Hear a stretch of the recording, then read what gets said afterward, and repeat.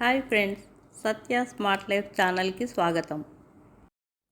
ఈ వీడియోలో క్యాబేజ్ పకోడీ ఎలా చేయాలో చూద్దాం. మనం మామూలుగా ఆనియన్ పకోడీ చేసుకుంటూ ఉంటాం, కానీ క్యాబేజ్తో కూడా చాలా బాగుంటుంది. ఈజీగా టేస్టీగా చేసుకోవచ్చు.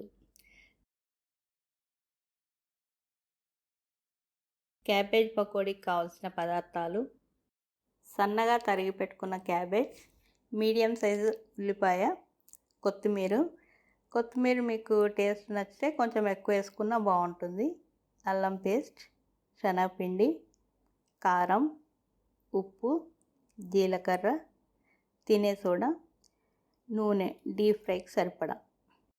ముందుగా ఒక గిన్నె తీసుకొని క్యాబేజ్ తురుము, ఉల్లిపాయ ముక్కలు, కొత్తిమీర, అల్లం పేస్ట్, జీలకర్ర, ఉప్పు, కారం,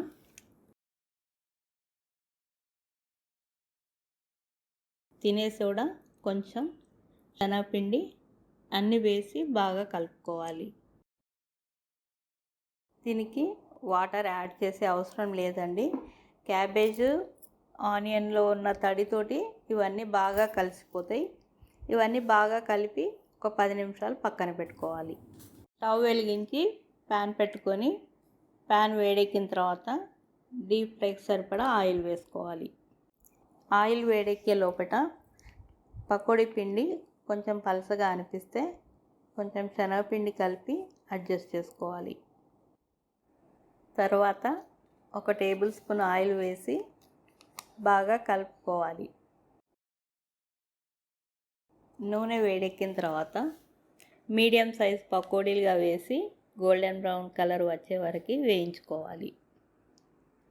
tasty and easy cabbage pakodi ready. నా ఈ వీడియో నచ్చినట్లయితే లైక్ చేయండి, షేర్ చేయండి, సబ్స్క్రైబ్ చేయండి. Thanks for watching.